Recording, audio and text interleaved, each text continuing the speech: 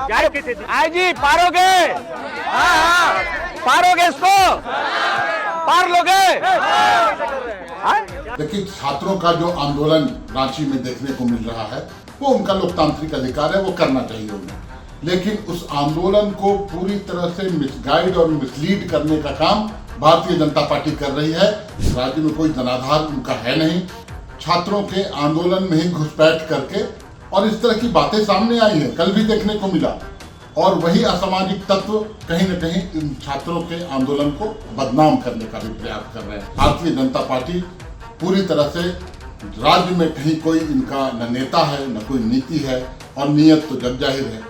25 जुलाई 2026 को जयपाल सिंह मुंडा स्टेडियम में जेपीएससी और जेएसएससी सहित पेपर लीक कई मांगों को लेकर के छात्र आंदोलन धरने पर बैठते हैं।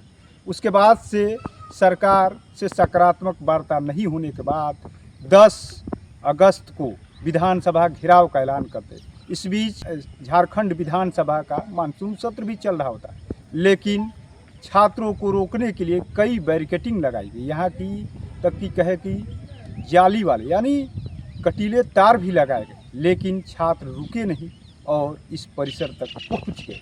हालांकि 9 तारीख की बात करें, हम 9 अगस्त की बात करें तो लगभग जो मांगे थी, यानी सरकार ने जेपीएससी रद्द करने की, जेएसएससी में जो अनियमितता है उसको लेकर के जो है सरकार ने तो मान लिया, लेकिन इसी रास्ते से, एक साइड में ये रास्ता है, इसी रास्ते से जो है छात्र जो है जब तक, यानी बिहार से जब झारखंड अलग हुआ उसके बाद से यह विधानसभा है बना, पुराना विधानसभा फिर नया विधानसभा, लेकिन दोनों विधानसभा की बात करें तो अब तक जो है छात्र कभी विधानसभा के परिसर तक नहीं पहुँचे। लेकिन अब ये गेट है, ये विधानसभा यहीं पर सत्र चलता है, मानसून सत्र की बात करें या बजट सत्र की बात करें, और यहाँ तक छात्र पहुँच गए। कई उपद्रवी छात्र भी पकड़े गए, जांच प्रक्रिया शुरू है, लेकिन सवाल यही है कि कौन लोग थे। राज्य के राजधानी के जयपाल सिंह मुंडा स्टेडियम में पिछले 15-16 दिनों से झारखंड के छात्र और नौजवान धरने पर बैठे हुए, भूख हड़ताल पर बैठे हुए, लेकिन सरकार बच्चों को टालते रहे, टहलाते रहे। बच्चों की एक ही मांग है, जेसीसी के द्वारा जो एग्जाम लिए गए हैं जिसमें धांधली हुआ है, जेपीएससी के द्वारा जो एग्जाम हुआ जिसमें धांधली हुआ है, उसकी जांच सीबीआई से होनी चाहिए। और बच्चों की मांग कोई गलत नहीं है। 2023 में 26,000 सहायक शिक्षकों की नियुक्ति का एग्जाम लिया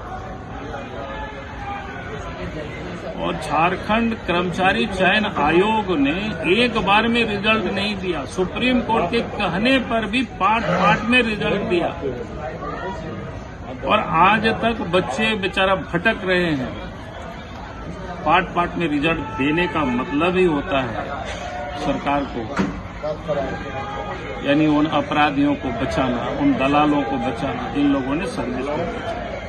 सीजीएल के एग्जाम में भी वही गड़बड़ी हुआ। बच्चों को कहीं नेपाल में, कहीं बिहार में, कहीं बंगाल में, कहीं झारखंड में प्रश्न पत्र रटवाया, वहां भी गड़बड़ी हुई।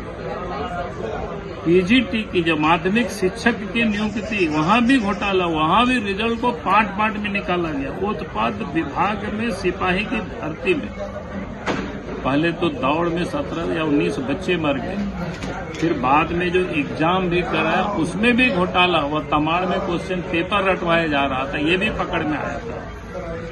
उसी प्रकार से झारखंड लोक सेवा आयोग ने भी, जेपीएससी ने भी 11वीं, 12वीं और 13वीं का जो एग्जाम 2023 में आयोजित किया था उसमें भी गड़बड़ी।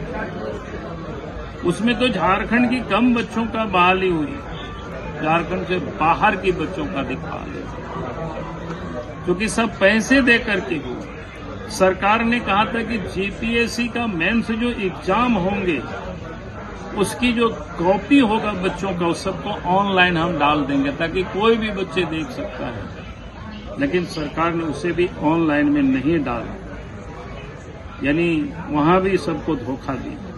और उसी प्रकार से 14वीं जेपीएससी में भी गड़बड़ी हुई। अब छात्र का एक ही मांग है तो भाई आप सीबीआई से जांच करो। सरकार का ही कोई गड़बड़ी नहीं हुई है, गड़बड़ी नहीं हुई तो डर काहे को रहे हो, आप जांच कराओ। सीबीआई जांच करेगी, गड़बड़ी नहीं हुई है तो कुछ नहीं दिक्कत है, सबको जैसे तैसे लोग रह जाएंगे। लेकिन जब गड़बड़ी होगी तो फिर उनको दंड मिलेगा, उनको जेल जाना पड़ेगा। उनके अगर गलत तरीके से नौकरी भी प्राप्त किए होंगे तो उनको भी नौकरी से हटा दिया जाएगा।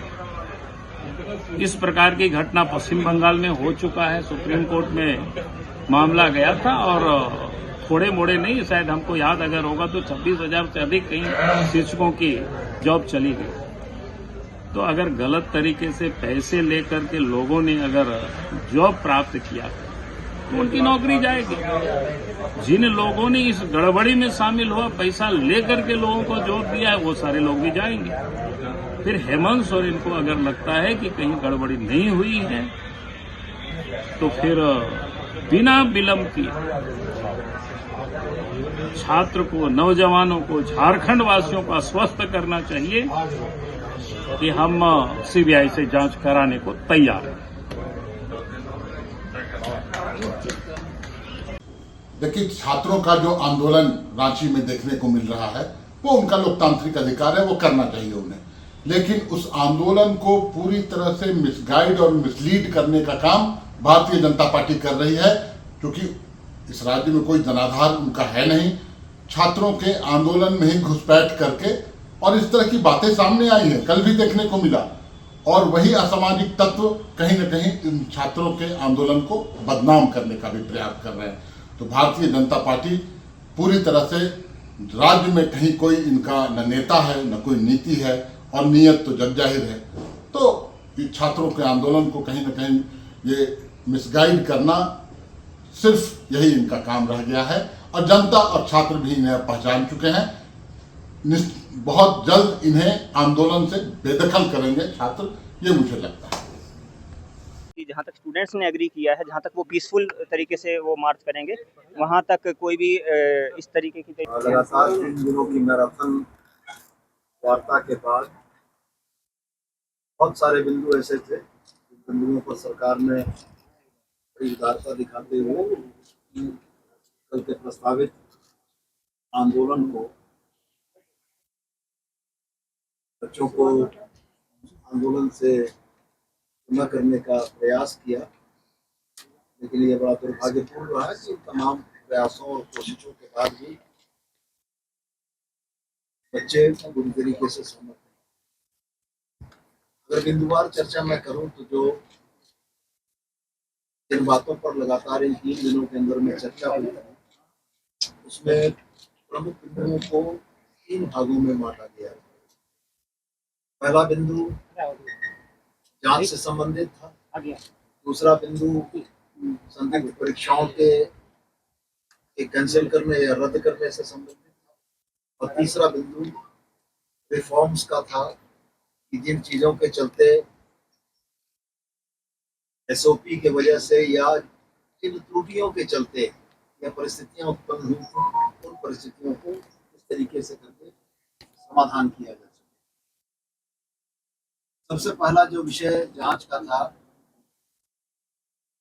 14वीं जेपीएससी में गड़बड़ियों के संकेत मिलने के साथ ही राज्य सरकार ने माननीय मुख्यमंत्री के निर्देश पर बहुत त्वरित कार्रवाइयां की, छापे पड़े, डिजिटल और दस्तावेजी सबूतों को जब्त किया गया, संदिग्ध लोगों को पूछताछ के उपरांत हिरासत लेकर न्यायिक हिरासत में भेजा गया।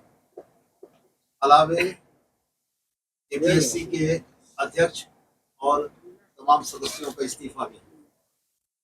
साथ में राज्य सरकार ने यह भी महसूस किया कि अब मामले और विस्तार से बढ़ते चले जा रहे हैं, तो ऐसी स्थिति में अब 14वीं जेपीएससी के घपलों की, गलतियों की, घोटालों की जांच सीआईडी करेगी, और साथ में हम ईडी को भी एक आग्रह पत्र देंगे कि ईडी भी इस मामले में जांच में शामिल हो और कोई भी दोषी न बचे। किसी भी परिस्थिति में किसी दोषी को बचाने की सरकार की मंशा नहीं है। दूसरा विषय परीक्षाओं के रद्द करने से संबंधित था। परीक्षाओं को रद्द करने से संबंधित 14वीं जीपीएससी बैकलॉग 23, बैकलॉग 25 जिसके साथ ही होने वाली थी, इन परीक्षाओं को रद्द करने पर सरकार सहमत थी। अलावे इसके TDPL संस्था जिसके ऊपर ये सारे आरोप हैं, उन आरोपों के मद्देनजर सरकार का यह मानना था कि TDPL के द्वारा कंडक्ट की गई सारी परीक्षाओं की एक व्यापक और विस्तृत जांच होगी और अगर गड़बड़ियों के संकेत व्यापक मिलते हैं तो वैसी स्थिति में सम्यक निर्णय किया जाएगा। अलावे इसके छात्रों की तरफ से एक मांग और रखी गई थी। कौन लोग छात्रों को उकसा रहे थे कि विधानसभा के अंदर तक घुसता है, और वैसे समय में जब मानसून सत्र चल रहा था, सवाल कई खड़े होते थे। सरकार क्या कर रही थी? सरकार के लोग क्यों नहीं छात्रों को रोकना चाहते थे? क्या मैसेज देने की कोशिश थी? कुल मिलाकर के देखा जाए तो ऐतिहासिक आंदोलन भी हुआ, लेकिन कई छात्र ऐसे घुसे जो छात्रों को बदनाम करना चाहते थे। लेकिन सरकार ने कहा कि लाठी मत चलाओ। जहाँ भी प्रशासन थी वहाँ छात्रों को आगे बढ़ने दिया गया। सवाल यही है कि क्या इस तरीके के आंदोलन को अलग अलग राज्यों में भी एक नज़र से देखकर जोड़ा जाएगा, क्योंकि कई राज्यों में आंदोलन हुआ, लाठियाँ चली, कई पुलिस वाले और छात्र भी घायल हुए। लेकिन फिलहाल मानसून सत्र का आज आखिरी दिन है और आखिरी दिन स्थगित कर दिया गया। छात्रों के आंदोलन को देखते हुए अभी भी छात्र जो है अपनी मांग पर अड़े हुए हैं, लेकिन अब इस आंदोलन को एक तरीके से राजनीतिक हिस्सा ही कहा जाएगा, क्योंकि बीजेपी ने अब इस आंदोलन में अपना राजनीतिक भूमिका निभानी शुरू कर दी है।